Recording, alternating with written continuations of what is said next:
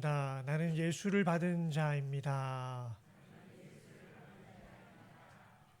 다른 거 다 복으로 받아도 예수를 복으로 받지 못하면 그 인생은 참으로 비참한 인생입니다. 아무것도 받지 못해도 예수를 복으로 받았다면 그 인생은 더할 나위 없는 행복을 누리는 인생입니다.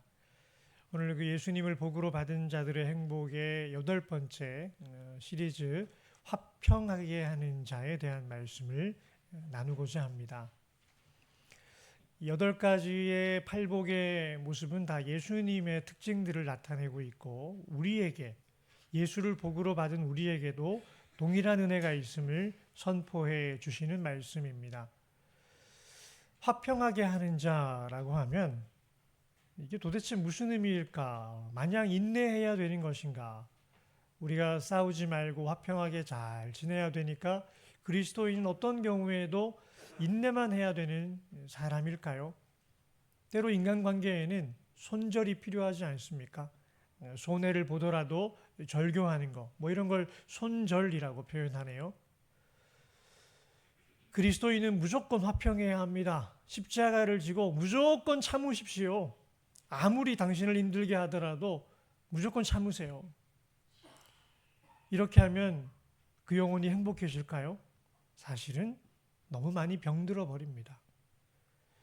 현대 심리학은 너무나 분명하게 이야기합니다. 인간관계 안에서 당신을 파괴하는 사람을 만나게 된다면 그 사람으로부터 스스로를 보호하기 위해 언제요? 지금 바로 손절하십시오라고 이야기를 합니다. 젊은 여인이 결혼을 하고 얼마 안 돼서 상담을 하러 왔는데 아기도 들어서서 임신 중인데 아무리 봐도 같이 살면 안 되는 사람하고 결혼을 했어요. 이혼하라고, 당장 이혼하라고, 주변 사람 생각할 거 없고 부모님 체면도 생각할 거 없고 그 남자 인생 고민할 것도 없고 당신하고 뱃속에 아기 생각해서 당장 이혼하라고 그렇게 상담하면서 계속 돌려보내는데 이혼을 못합니다. 교회 권사님이, 그 멘토 권사님이 저를 찾아와서 목회자가 어떻게 이혼하라는 얘기를 그렇게 쉽게 하냐고 화를 막 내더라고요. 나중에 이혼을 하고 그 권사님이 여전히 멘토가 돼서 그 젊은 세대를 잘 돌봐주는 상황에서 다시 저를 찾아오더니 목사님 죄송해요. 좀 더 빨리 이혼을 했으면 좋았을 텐데 제가 어리석었네요. 목사님 말씀이 맞았네요. 이혼해도 하나님 은혜 가운데 지금 살아가는 모습이 훨씬 낫습니다. 라고 이야기를 하더군요. 우리가 무조건 화평해야 합니다라는 저 말이 사실은 지금 바로 손절하십시오라는 말보다 훨씬 더 비기독교적인 말입니다. 예수님은 그런 분이 아니셨어요. 바리새인과 서기관들하고는 바로 손절하신 분이셨고요. 관계에 있어서는 우선순위가 명확하셨던 분입니다. 그렇지만 예수님은 지금 바로 손절하는 것만이 답이다라고 하시는 분도 아니세요. 오늘 말씀은 정말 세상의 관점으로는 이해가 불가능한 말씀입니다. 함께 읽어보겠습니다. 화평하게 하는 자는 복이 있나니 그들이 하나님의 아들이라 일컬음을 받을 것이며. 하나님의 아들, 예수님이 하나님의 아들이시잖아요. 예수님이 가지고 있는 특징을 직접적으로 드러내시는데 나는 화평하게 하는 자로 이 세상에 왔다라는 말씀이십니다. 어떤 경우에는 내가 화평하게 하러 온 줄 아느냐? 분쟁을 일으키러 왔다라고 말씀하시기도 하세요. 그런데 이 말씀을 종합해 본다면 예수님의 그 분쟁은 분쟁 그 자체가 끝이 아니고요. 그 모든 과정을 통해서 궁극적으로는 우리 인간들과 하나님을 화평하게 하러 오셨다라는 것이고 나를 주인으로 알고 따르는 너희들도 화평하게 하는 자로 살아가고 있다라는 선포의 말씀을 주고 계십니다. 과연 예수님의 화평의 사역, 화평하게 한다는 것이 어떤 의미일까? 오늘 말씀을 통해 깊이 한번 들어가 보려고 합니다.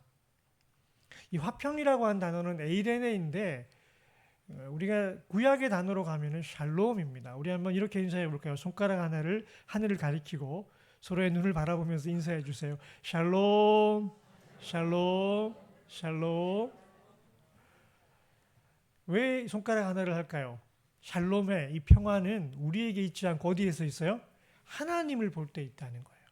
하나님이 유일하신 우리의 주인이시고 한 분 하나님이 이 평화의 왕이시라는 걸 고백할 때 너와 나 사이에도 샬롬이 생겨납니다. 그래서 이렇게 샬롬을 고백하는데 이 구약의 샬롬이란 단어가 쓰이고 있는 성경의 이 실제적인 내용을 보게 되면 왼쪽 위에 평안이라고 하는 단어 있지요. 우리가 몸이 편안한 것 말고 우리의 심령이 평안으로 채워지게 될 때 샬롬이라고 합니다. 그러니 당연히 전쟁도 없어야 되고 분쟁도 없는 것입니다. 그런데 그런 전쟁이 없는 상태의 소극적인 개념을 넘어서 이 샬롬이란 단어는 만족으로 충만해서 이게 흘러 넘칠 때를 의미합니다. 완전한 거예요. 그 어느 것 하나 부족한 게 없는 완전하게 충족되어져 있는 그 상태.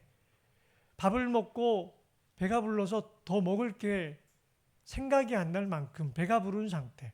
내 영혼의 만족함이 그 어떤 것도 요구하지 않을 만큼 완전하게 충족되어져 있는 그 완전함의 상태가 샬롬이고요.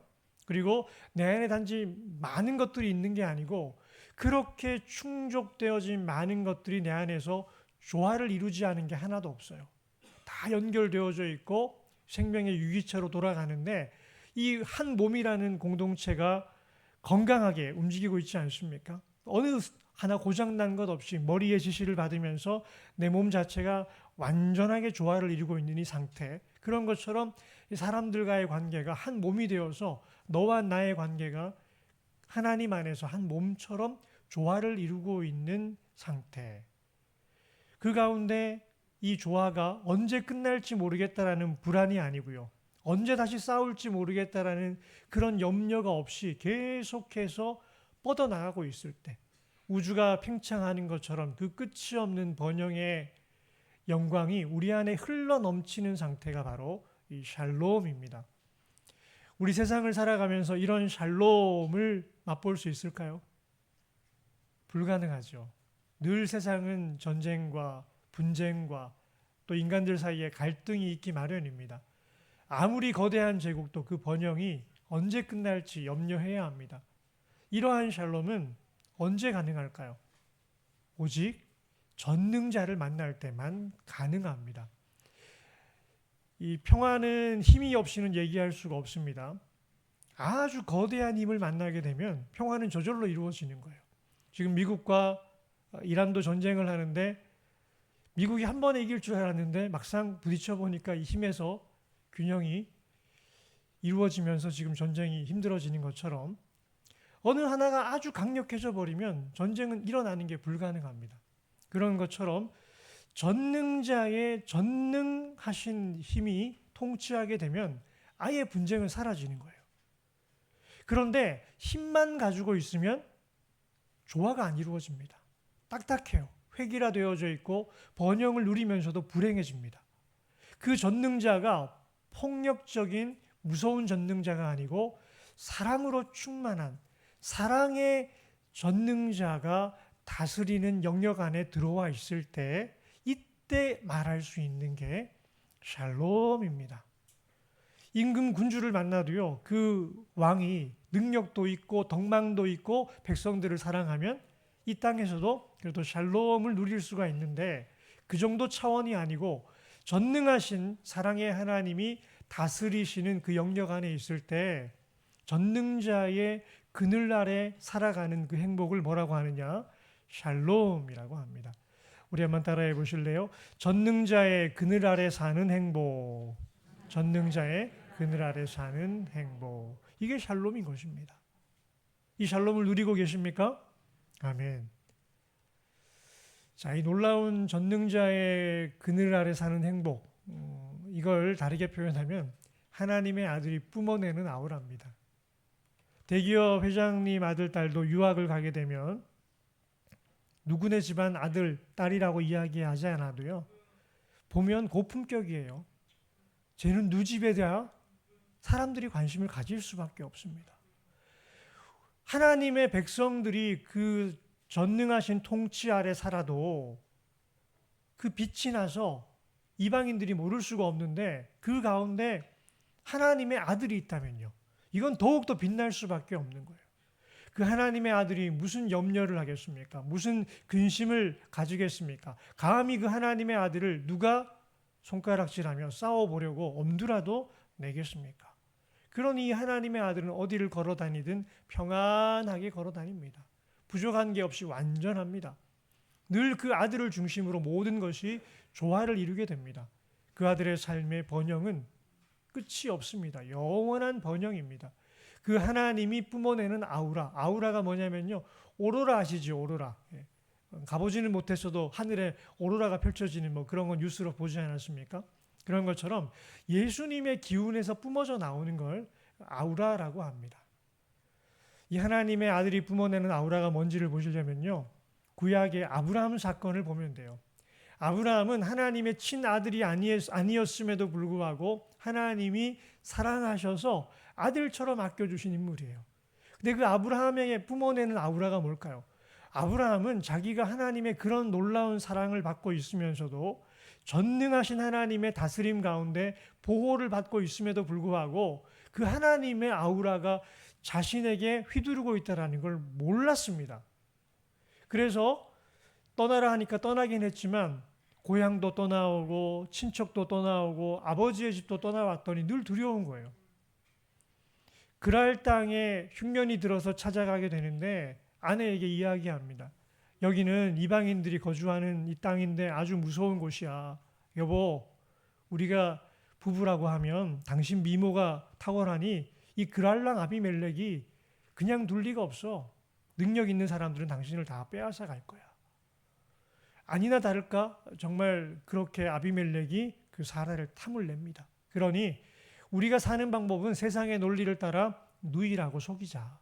사람들에게 부부라 하지 말고 내가 오빠고 당신 누이라고 하자. 우리 실제적으로도 사촌지간 아니었냐. 그러니 누이라고 속이자. 그렇게 하고 그 땅을 들어갔습니다.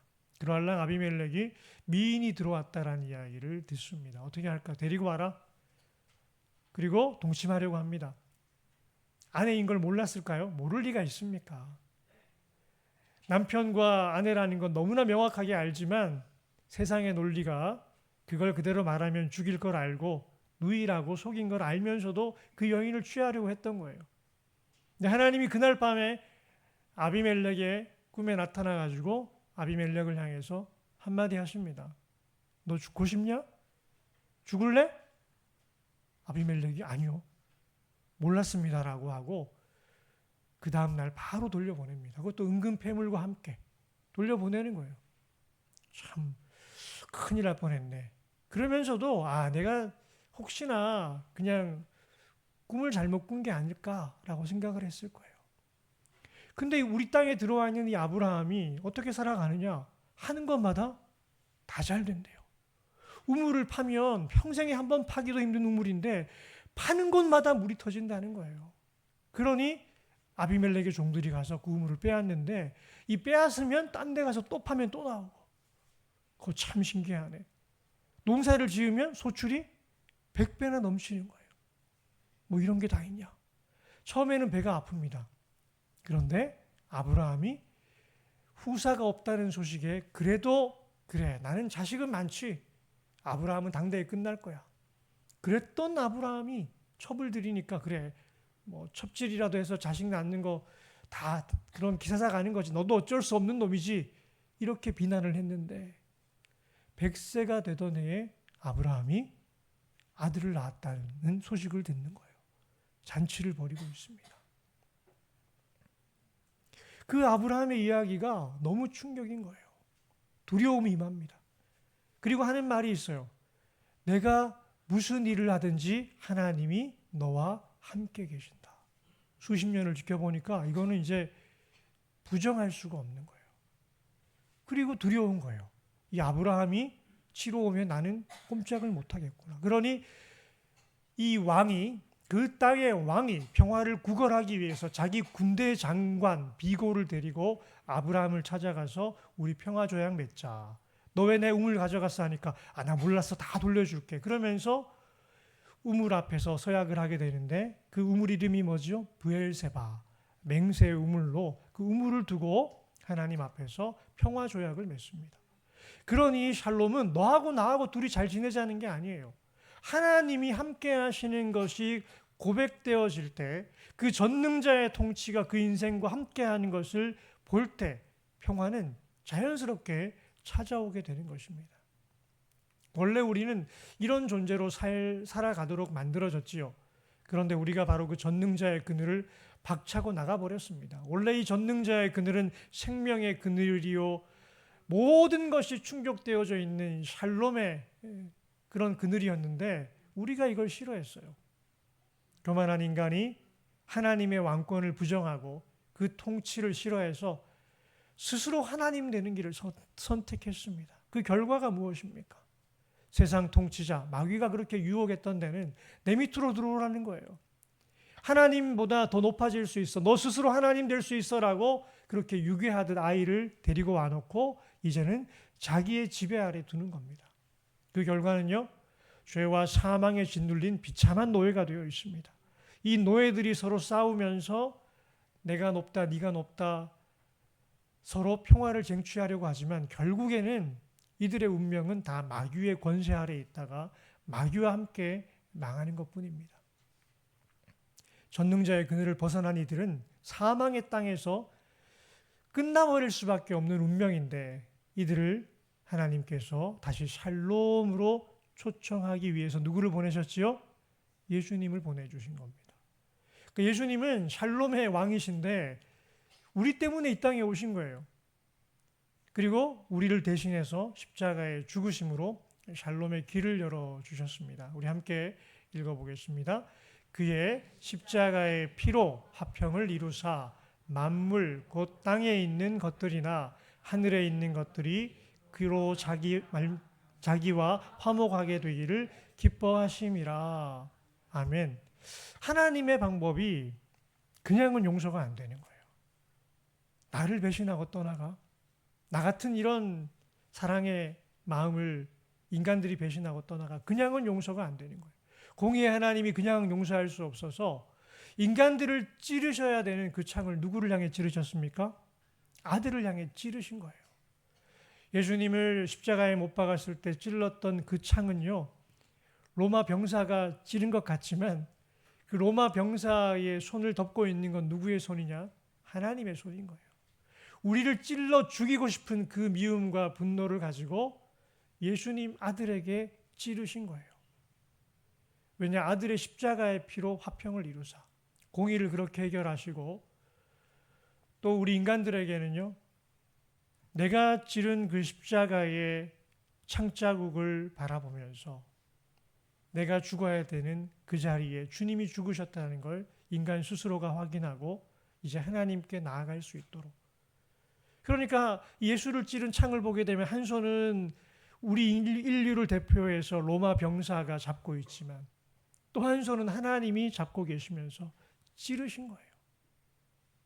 하나님의 분노도 해결되어지고 우리의 허물도 해결되어져서 다시 하나님과 화목할 수 있는 길이 열렸습니다. 이게 예수의 화평 사역입니다. 자, 그러면 이러한 은혜를 누리는 제자가 화평하게 하는 삶을 산다는 것, 어떤 의미일까요?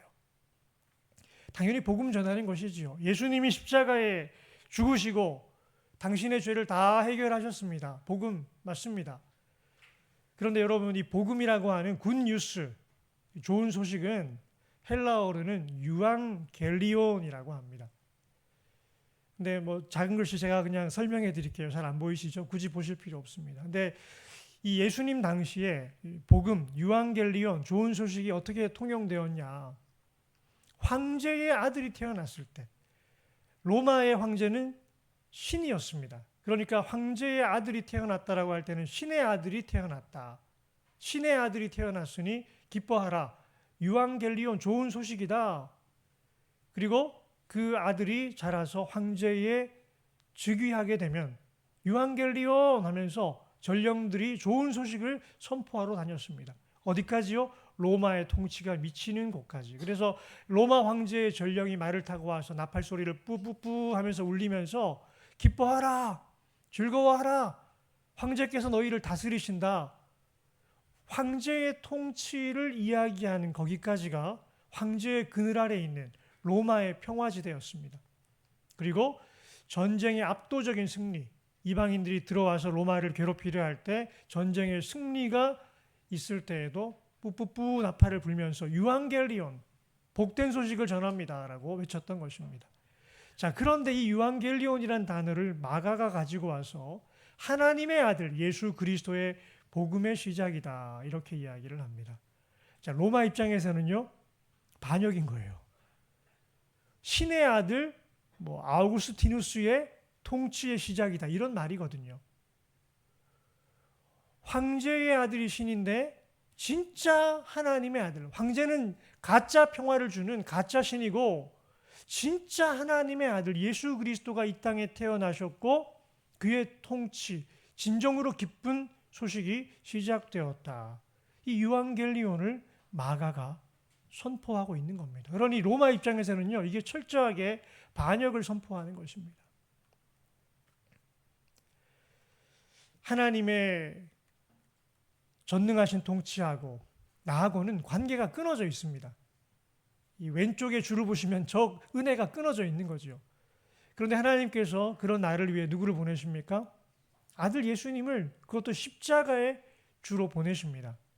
그래서 그 십자가에 죽으시고 부활하신 예수님을 이 땅의 전능자의 대리 통치자로 다시 세우셔서 예수 그리스도의 십자가 그늘 앞에 나오는 자들에게 다시 전능자의 그늘을 경험할 수 있는 이 샬롬의 은혜가 이 땅 가운데 주어졌습니다. 나는 누구입니까? 나는 그 은혜를 믿고 십자가 앞으로 나아간 자예요. 다시 하나님의 전능하신 통치를 경험하는 게 이게 바로 샬롬입니다. 그리고 그 통치를 모르고 있는 너와 나의 관계에서 너도 와라, 너도 이리 와 하고 부르는 게 이게 화평사역인 것입니다. 우리 둘이 그냥 잘 지내자 이거 아니라는 겁니다. 예수님의 보좌 앞으로 나아가는 게 이게 샬롬 사역입니다. 교회는 바로 이 제자들의 복음을 선포하는 공동체입니다. 우리가 선포해야 될 복음의 핵심이 무엇입니까? 다시 전능자의 그늘로 초대하는 것입니다. 전능자의 그늘이 어떤 그늘입니까? 이건 단지 우리가 죽어서 천국 갈 수 있다는 소망을 이야기하는 게 아니고요. 실제적인 예수 그리스도의 통치가 너희들의 삶 속에 있다. 아브라함이 홀로 살지 않고 그를 돌보시는 하나님의 통치 가운데 보살핌을 받는 것처럼 예수 그리스도를 통한 놀라운 통치가 우리 가운데 있다라는 걸 믿으며 모인 공동체가 교회예요. 그런데 교회는 어떤 곳이냐? 나하고 너하고 둘이 잘 지내자 천만의 말씀입니다. 그런 하나됨은 필요 없습니다. 우리의 하나됨은 오직 하나입니다. 예수 그리스도의 보좌 앞으로 주인 되신 예수님을 인정하면서 십자가의 은혜를 의지해서 나아가는 거예요. 우리의 왕관을 벗어서 주님 앞에 드릴 때 예수님 안에서 하나가 되는 공동체가 교회입니다. 이게 바로 교회가 샬롬을 누리는 원리입니다. 철저하게 수직적인 굴복, 예수 그리스도의 주권과 왕권을 인정하며 그 뜻 앞에 굴복하는 자들이 모였을 때 마치 머리에 순종해서 팔다리가 함께 움직이는 것처럼 예수님의 뜻 앞에 굴복하는 자들이 모여서 완전한 조화를 이루면서 한 몸의 공동체, 이 수평적인 샬롬을 이루어가게 됩니다. 자, 이런 제자들의 화평 사역을 이어가며 우리는 화평하게 하는 자로 살아가야 합니다. 어떻게 하면 우리가 화평하게 하는 자로 살아갈 수 있을까요? 교회 안에서 예수님 왕이시니까 다 무릎 꿇어 이렇게 하면 될까요? 몽둥이 들고 와가지고 주님 뜻에 순종하지 않은 사람들 다 엎드려 하고 그렇게 몽둥이 찜질하면 될까요? 예수님은 화평하게 하는 자로 이 땅에 오셔서 우리가 죽어야 될 그 십자가에 대신 죽으셨습니다. 그 사랑으로 다가가서 예수님의 사랑을 모르는 자를 끌어안아 주는 게 이게 화평 사역입니다. 원주민 선교를 하고 있는 여인이 보이시나요? 우리 잠깐 너무 어두워서 불 한번 살짝만 전체 꺼주실래요? 네. 흑백 사진이긴 한데요. 이렇게 원주민들 사이에 백인 여성과 3살배기 딸이 있습니다. 누군지 모르시겠죠? 엘리자베스 엘리엇이라고 하는 그런 여인인데, 아우카 부족이라고 하는 그 당시에 식인 문화가 있던, 사람 잡아먹는 문화가 있던 그 아우카 부족에게 자기의 3살배기 딸을 데리고 찾아간 여인입니다. 정글 한가운데서 유한겔리온을 선포한 거예요. 복된 소식을 선포합니다 하고 한 거예요. 언제 갔느냐? 1958년, 그러니까 우리나라가 1950년에 6.25 전쟁이 있었으니까 그 맘때, 어려울 때, 1958년에 10월의 어느 날 에콰도르에 있는 밀림, 거기에서 아우카 부족이라고 하는 부족을 찾아갔습니다. 근데 언어를 배워서 간 거예요. 한 2년 동안 정말 그 아우카 부족의 언어를 한 여인을 만나가지고 밤새 공부하면서 유창하게 아우카 부족의 언어를 배워서 들어간 거예요. 그 아우카 부족 사람들이 놀랐어요. 당신들은 도대체 누구냐? 여기를 왜 왔냐? 그것도 애 데리고. 이 아우카 부족이 남자들은 경계를 하는데 여자가 어린 딸 데리고 들어오니까 경계를 안 하고 받아준 거예요. 그리고 물어보는 거죠. 왜 우리에게 왔습니까? 이 여인이 대답을 합니다. 나는 2년 전에 당신들이 창으로 찔러 죽인 그 남자의 아내입니다. 내 남편이 사실 그때 죽을 때 당신들에게 전해주고 싶었던 이야기, 유한겔리온, 복된 소식, 복음이 있었는데 그걸 못 전하고 죽어가지고 제가 대신 전해주려고 여기 왔습니다라고 한 거예요. 사람들이 깜짝 놀랐어요. 키모, 네가 그때 그 남자 죽였는데 그 아내래. 그때 10개월 된 딸이 있었는데 얘가 바로 걔래. 키모, 너 맞지? 할 말을 잃어버리는 거예요. 아, 너도 있었지? 너 이리 와봐. 그때 창으로 5명 죽였는데 누구누가 창을 들었지? 5명의 젊은 선교사를 죽였던 원주민 부족들이 술렁이기를 시작합니다. 어떻게 해야 되나?